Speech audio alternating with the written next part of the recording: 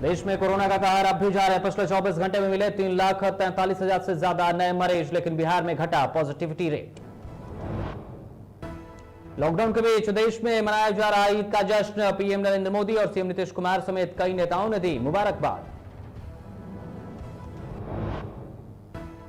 राजधानी पटना में निजी अस्पताल में सरकारी अस्पताल के वेंटिलेटर को किया जा रहा शिफ्ट, सिविल सर्जन के आदेश पर उठाया गया कदम, लोगों में दिखी नाराजगी। 27,000 संविदा कर्मियों के आइसोलेशन में चले जाने से हुई बड़ी कार्रवाई, स्वास्थ्य मंत्री ने कहा काम पर लौटे स्वास्थ्य कर्मी। नमस्कार, मैं हूं अविनाश पांडे और आप देख रहे हैं डीटीवी भारत। और बुलेटिन की शुरुआत बड़ी खबर से करेंगे और इस वक्त की बड़ी खबर आ रही है जहां देश में कोरोना का अभी भी कहर लगातार जारी है। तो देश में कोरोना का अब भी कहर जारी है। पिछले 24 घंटे की बात कर ले तो पिछले 24 घंटे में 3,43,144 नए मरीजों की पुष्टि हुई है। ये आंकड़े केंद्रीय स्वास्थ्य विभाग द्वारा जारी किए गए हैं। तो पिछले 24 घंटे की बात कर लें तो पिछले 24 घंटे में 4,000 मरीजों के कोरोना के कारण मौत हुई है। तो बड़ी खबर आपको बता रहे हैं जहां देश में कोरोना का कहर अब भी जारी है। पिछले 24 घंटे में ठीक होने वाले मरीजों की संख्या 3,44,776 हो गई है। एक्टिव मरीजों की संख्या में गिरावट नजर आई है। 37,04,893 मरीज फिलहाल एक्टिव हैं। तो देश में पॉजिटिविटी रेट थोड़ी सी कम हुई है और जो रिकवरी रेट है वो उसमें थोड़ी सी बढ़ोतरी हुई है। और इस खबर पर अधिक जानकारी के साथ न्यूज रूम से सीधे लाइव जुड़ रहे हैं हमारे सहयोगी निषेध।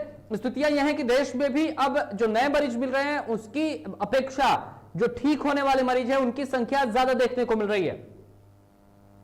जी बिल्कुल, अब मरीजों की संख्या में कमी आ रही है क्योंकि लगातार जो पॉजिटिव मरीजों की संख्या थी उसमें कमी आई है। और जिस तरीके से जांच हो रही है लगातार, तो कह सकते हैं कि सरकार काम कर रही है। जो जरूरत की चीजें हैं मरीजों तक वो भी अब पहुंच रही है। पहले काफी शिकायतें भी आ रही थी, लेकिन उसके बाद सरकार एक्टिव हुई, जांच भी लगातार मरीजों की ज्यादा संख्या में हो रही है। जो रिकवरी रेट है वो भी लगातार ठीक हो रहा है और जो देश की स्थिति है, बिहार की स्थिति है, वो भी लगातार ठीक होती नजर आ रही है। बिल्कुल, बिहार और देश की स्थिति की बात कर रहे हैं, लेकिन जो देश में मौत का आंकड़ा है निषेध वो कम होता हुआ नजर नहीं आ रहा है। अब भी पिछले 24 घंटे की बात कर ले तो 4,000 मरीजों की मौत हुई है, अर्थात मौत का आंकड़ा लगातार जो है वो अपने एक लेवल पर है और उतने मरीजों की मौत 4,000 से अधिक मरीजों की मौत पिछले कई दिनों से देखी जा रही है, लेकिन उसमें थोड़ी सी कमी आई है। लेकिन 4,000 मरीजों की मौत पिछले 24 घंटे में भी हुई है। जी बिल्कुल, मरीजों की मौत लगातार हो रही है क्योंकि कोरोना का संक्रमण भी लगातार तेजी से फैल रहा था और इसको लेकर के सरकार कदम उठा चुकी है। लगातार जांच हो रही है लोगों की, जो भी लोग पॉजिटिव पाए जा रहे हैं उनको अस्पताल में भर्ती भी किया जा रहा है, उनका इलाज भी किया जा रहा है। तो धीरे धीरे कोरोना पे काबू पाया जा सकेगा। धीरे धीरे कोशिश की जा रही है, इलाज तेज किया जा रहा है। पहले के मुकाबले अब इलाज भी तेज किया गया है। पहले कुछ कमियां आई थी, इसके कारण मरीजों की संख्या बढ़ी, लेकिन स्थितियों को सुधारने की कोशिश की जा रही है और कम जो मरीजों की संख्या है वो लगातार अब हो रही है। हालांकि जो डेथ रेशियो है वो ज्यादा है, उसको भी कम जल्दी ही किया जाएगा क्योंकि जब इलाज होगा ठीक ढंग से अस्पतालों में इलाज होती है। निषेध, जिस तरीके से स्थितियां हैं आप जो बता रहे हैं कि काम तो किया जा रहा है, लेकिन स्थिति यह है कि मरीजों की जो नए मरीजों के मिलने की दर है उसमें कभी बढ़ोतरी होती है तो कभी वो गिरावट हो रही है। जैसे कल की अगर बात कर लें तो कल अचानक से बढ़ोतरी हो गई थी, 3,62,000 से अधिक नए मरीज मिले थे।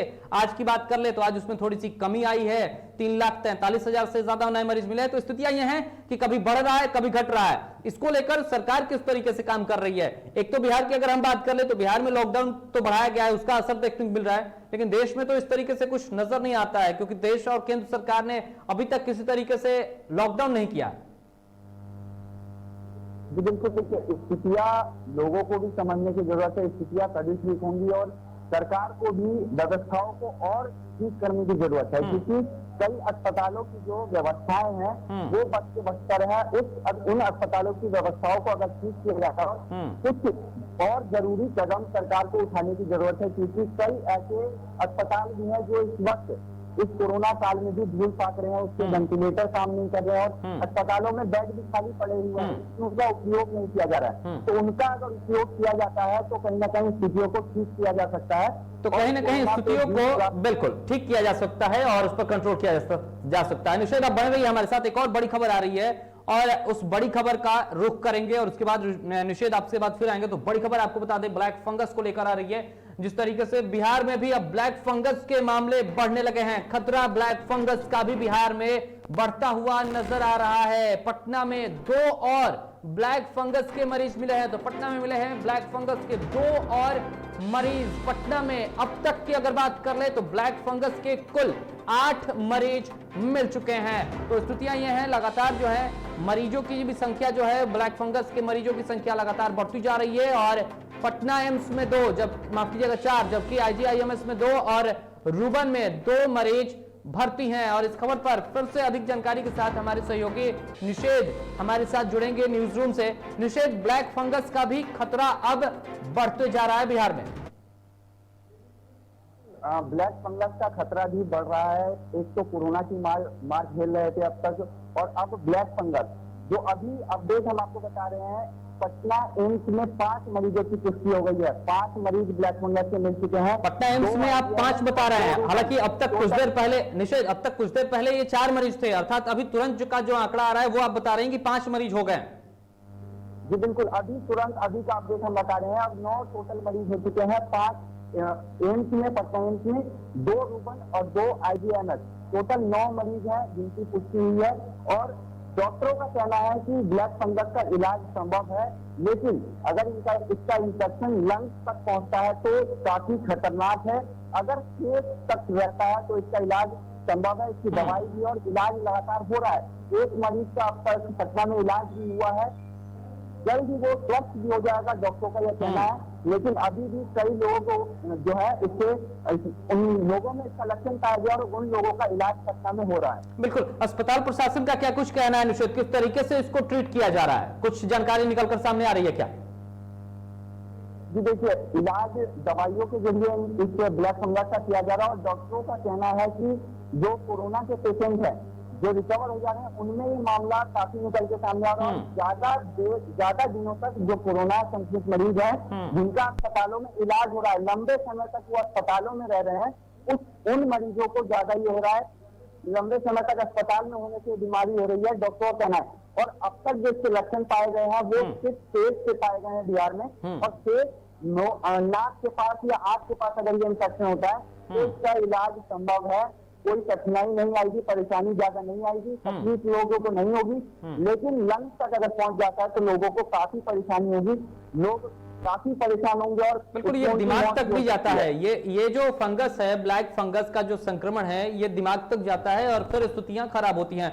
बहरहाल आप जुड़े रहिए निषेध, बिहार में भी जो स्थितियां हैं कोरोना को लेकर उस पर भी थोड़ी सी बातचीत करेंगे, लेकिन सबसे पहले बिहार की खबर आपको बता देते हैं। तो बिहार में लॉकडाउन का असर देखने को मिल रहा है। पिछले कुछ दिनों की अगर बात कर लें तो कोरोना मरीजों की संख्या में गिरावट दर्ज की गई है। स्वस्थ होने वाले मरीजों की संख्या में भारी बढ़ोतरी देखने को मिल रही है। राज्य सरकार ने जो ताजे आंकड़े पेश किए हैं वो काफी चौंकाने वाले हैं। पिछले 24 घंटे में 7,752 पॉजिटिव मरीज मिले हैं। वहीं सूबे में टोटल अगर एक्टिव मरीजों की संख्या की बात कर लें तो वो कुल 94,227 पर आ गया है। तो स्थिति यह है कि पॉजिटिविटी रेट में कमी आई है और रिकवरी दर में बढ़ोतरी आई है। निषेध एक बार फिर से हमारे साथ जुड़ेंगे। निषेध, बिहार में लॉकडाउन का असर देखने को मिल रहा है।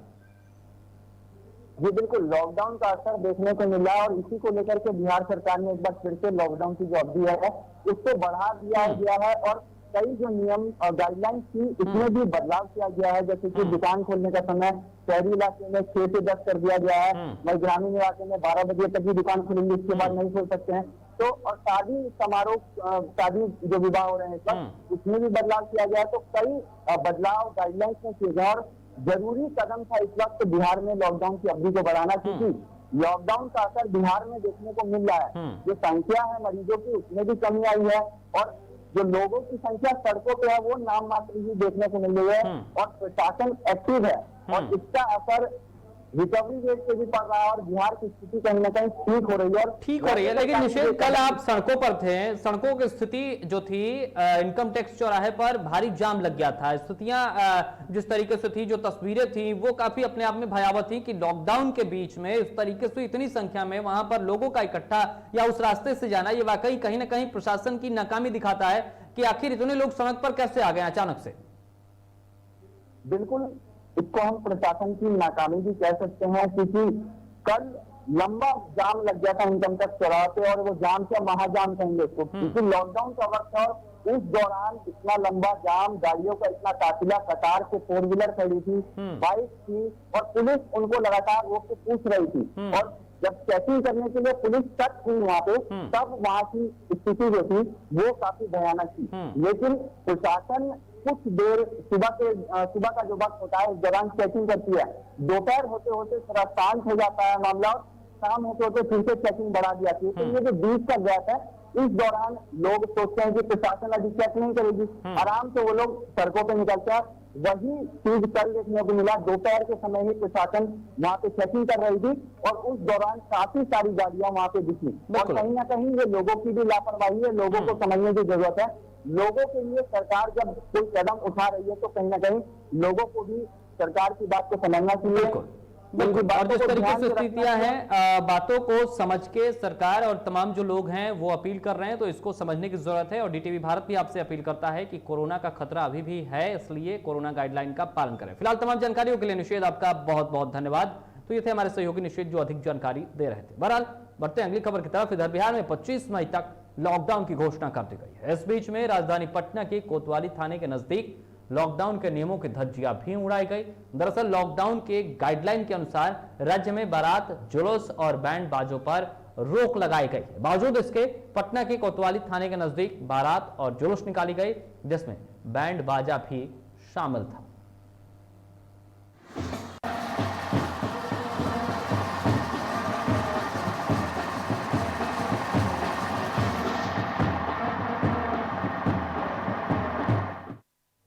गया नगर निगम कोरोना संक्रमण के मामले में से निपटने के लिए लगातार जुटा हुआ है और इस कड़ी में आपको बता दें कि संक्रमण काल में भी नगर निगम ने मृतकों के परिजनों को राहत देने के लिए अंतिम संस्कार के लिए लकड़ियां और कफन के साथ साथ अन्य सामग्री मुहैया कराना शुरू कर दिया है। इस दौरान डिप्टी मेयर ने बताया कि जो भी प्रोटोकॉल के तहत अंतिम संस्कार के लिए शमशान घाट और कब्रिस्तान जा रहे हैं, उनके लिए निःशुल्क अंतिम संस्कार यहां पर कराया जा रहा है। हमारे नगर आयुक्त साहब हैं, यहाँ के पदाधिकारी हैं, निगम के कई और कर्मचारी लोग भी हैं साथ में।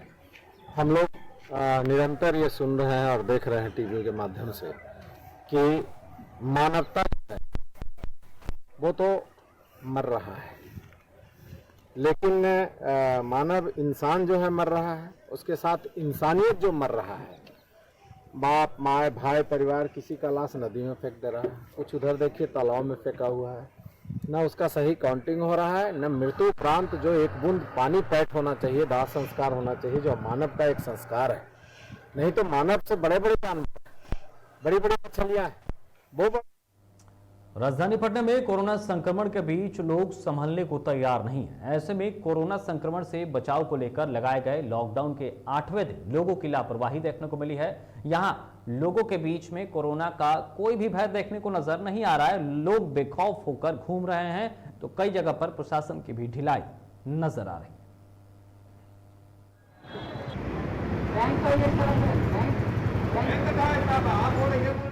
राज्य सहित पूरे देश में कोरोना संक्रमण के मामले लगातार बढ़ रहे हैं। इस बीच राजधानी पटना में स्वास्थ्य व्यवस्था को लेकर जिले के डीएम लगातार अस्पतालों और कम्युनिटी किचन का जायजा ले रहे हैं, लेकिन इसी बीच एक ऐसी भी खबर सामने आई है जिससे राज्य के स्वास्थ्य व्यवस्था पर सवाल खड़े होने लगे। दरअसल हाल ही में यहां पर पटना डीएम ने गुरु गोविंद सिंह अस्पताल का जायजा लिया था और सिस्टम को दुरुस्त करने के लिए आवश्यक दिशा निर्देश दिए थे, लेकिन अब इस अस्पताल के वेंटिलेटर इक्विपमेंट्स जो हैं वो निजी अस्पताल में शिफ्ट किए जा रहे हैं। बताया जा रहा है कि यह आदेश सिविल सर्जन ने दिया है।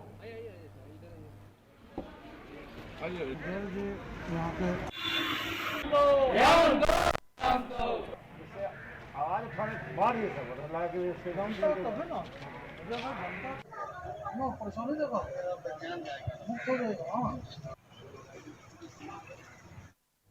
औरंगाबाद में एक और जहां लॉकडाउन को लेकर शहर की सड़कों पर पुलिस मुस्तैद है, तो वहीं दूसरी तरफ बेखौफ अपराधी मौके का फायदा उठाने से बाज नहीं आ रहे हैं। ऐसे में मामला नगर थाना क्षेत्र के रतनुआ गांव के समीप का है, जहां एक विवाद में अपराधियों ने चाकूबाजी कर 2 लोगों को गंभीर रूप से घायल कर दिया।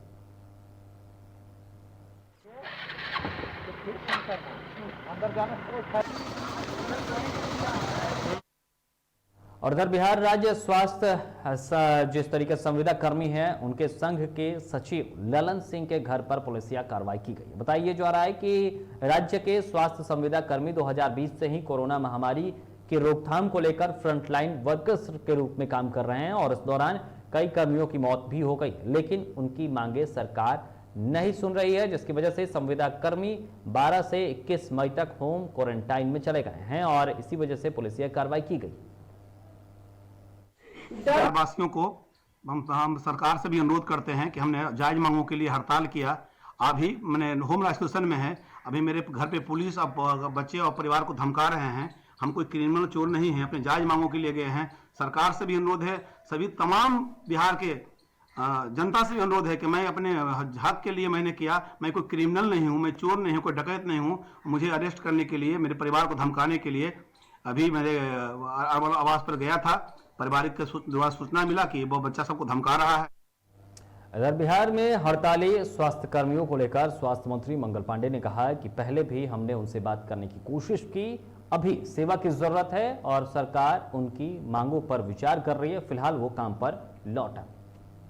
मैंने 2 दिन पहले स्वयं उन लोगों से बात की थी और उनके जो प्रतिनिधि थे, उन प्रतिनिधियों को बिठाया था मैंने, मेरे प्रधान सचिव मेरे साथ थे और मैंने सभी को कहा था कि यह बीमारी का नहीं, महामारी का समय है और इस समय में जो आप सेवा दे रहे हैं, उस सेवा की निरंतरता को बनाए रखना बहुत ही जरूरी है।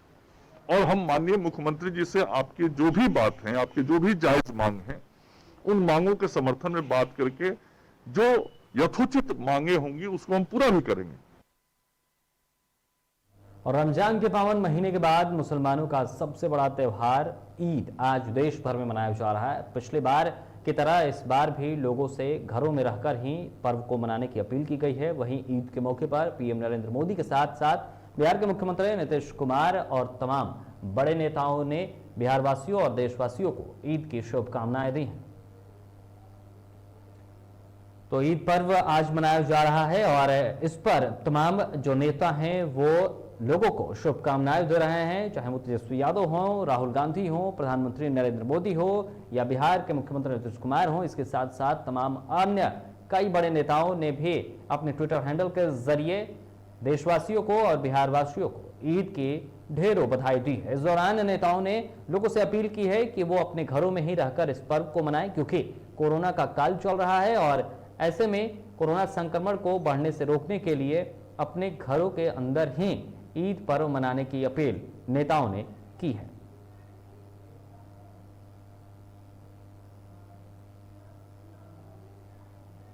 इधर नालंदा जिले के बिहार शरीफ के लोगों ने जन वितरण प्रणाली के डीलर पर मनमानी का आरोप लगाया है। दरअसल लोगों का कहना है कि पिछले 3 दिनों से अनाज देने में डीलर आनाकानी कर रहा है। वहीं जब लोग अनाज लेने पीडीएस दुकान पहुंचे तो दुकानदार पहले से ही दुकान में ताला लगाकर फरार था, जिसके बाद लोगों ने इसकी शिकायत डीलर से की तो उन्होंने कहा है कि अनाज खत्म हो चुका है। वहीं लोगों का आरोप है कि अनाज खत्म नहीं हुआ है और डीलर महज 40 क्विंटल ही अनाज दिया था, जिसे लेकर लोगों में काफी आक्रोश भी देखने को मिल रहा है।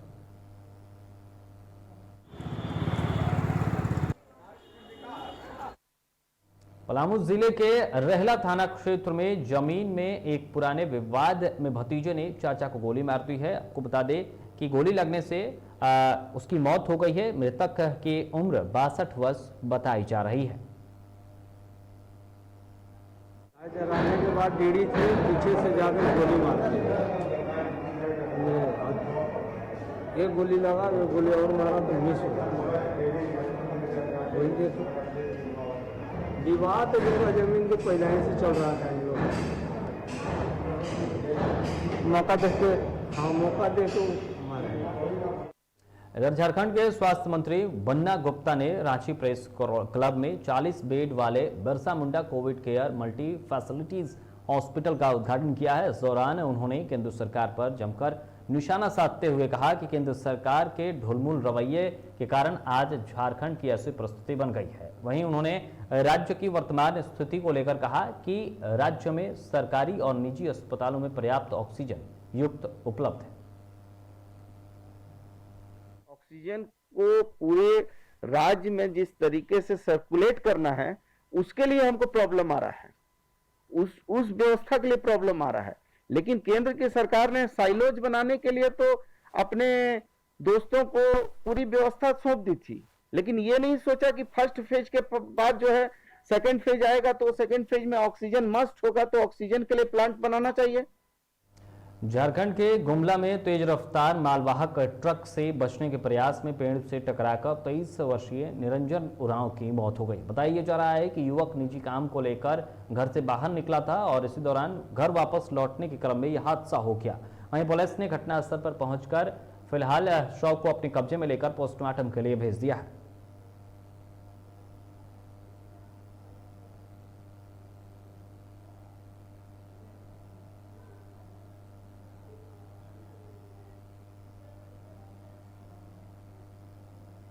तो फिलहाल खबरों के इस बुलेटिन में इतना ही।